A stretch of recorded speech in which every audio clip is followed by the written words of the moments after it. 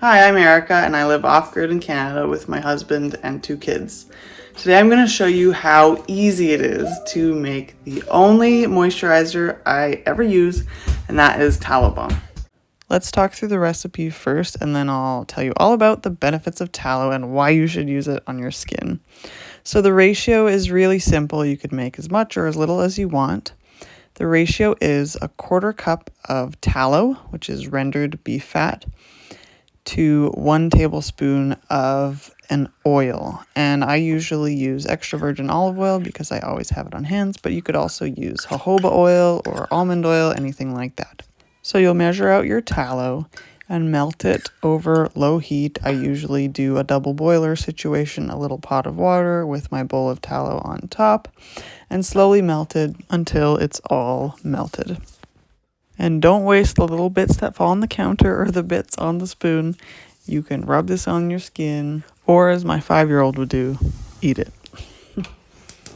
Once the tallow has melted down all the way, you're going to remove it from the heat and add your oil of choice. And the oil is actually optional. You can literally just put straight tallow on your face. You don't even have to melt it and whip it.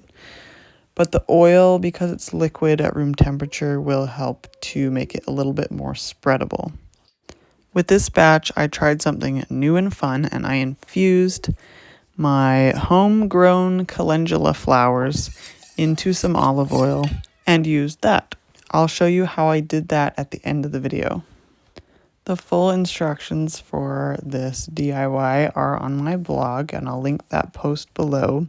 And if you're like me, you'll like your DIY products to not only work effectively, but to also look nice. So I've put together this sheet of labels for all of the DIY products I have on my site, and you can get that for free on that blog post.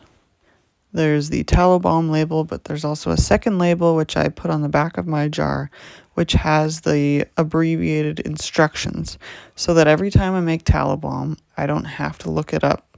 I can just look on my jar and make it from those instructions.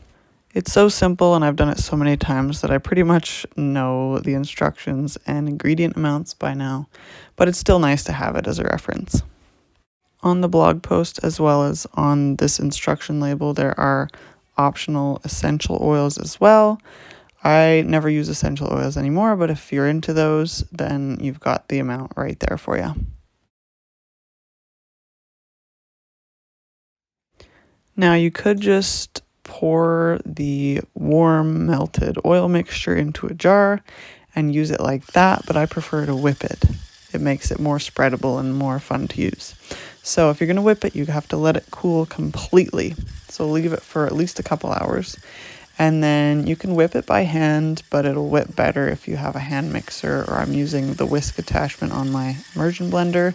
And just whip it up till it gets nice and fluffy and creamy. And that's it. Then you can store it in a jar. Tallow's composition is really similar to our skin's natural oils. That's why it's so good for your skin. You'll want to use grass-fed tallow for the most vitamins.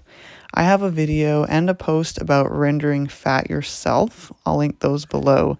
It's super easy and really, really cost-effective. And making Tallow Balm as a face moisturizer, as a body lotion, it's so cheap. Especially because it's such a natural option. You really can't beat the cost effectiveness when it comes to tallow versus store-bought quality skincare. I bought $50 of grass-fed tallow in 2022, and I rendered it myself, and I've used it just for Tallow Balm. And right now in 2025, I have about half a cup left. So $50 has given me 3 to 3.5 years of a quality moisturizer. So I keep the smaller labeled jar in my bathroom where I use it day and night. And I don't keep too much in it because it goes a long way. And it will only go bad if I get water mixed in with it. So that's why I don't keep too much in my small jar. I keep the rest of it in a jar in the fridge just to make sure, extend the life as much as possible. It's just fat, so it's really not going to go bad, but it just makes me feel better to keep it in the fridge. Let's talk now about how I made that calendula infused olive oil and why.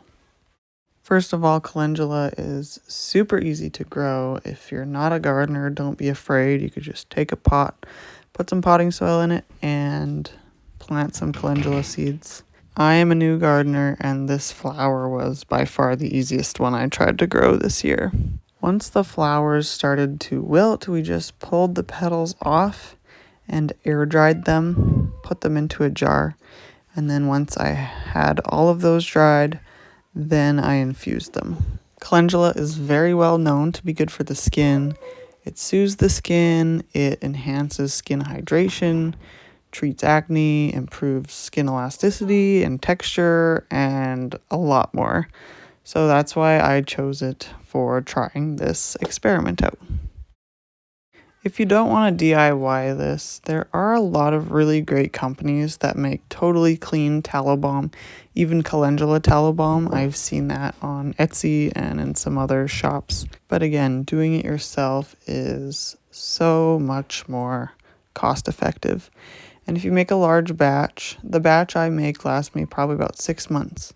You could make a larger batch, so you only have to do it once a year. If you can get yourself to do it, you will thank yourself in the future.